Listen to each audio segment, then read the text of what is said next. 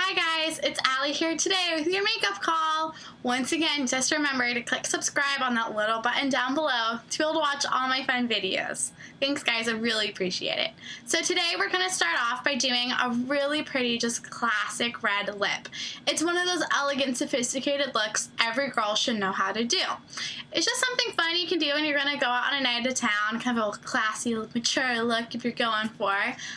Just a few helpful hints before we start off is once you're doing your makeup and your foundation and your eyeshadows and all of that, just make sure not to do too bright of a blush or too deep of a bronzer, too crazy of eyeshadow colors, because then you're gonna look like a clown. It's gonna be too much. I mean, your lips are gonna pop enough that that should be the basis color of your face. Make sure you can do a heavy eyeliner if you want, or even a lighter one. Stick with some natural and neutral colors. As you guys can see here, I did some browns and some just natural, so like hint of black, just to get a little bit of color there, but not too much. Alright, let's get started on the red lip. A lot of girls like to start with the lip liner, but I like to start off just with doing my lipstick.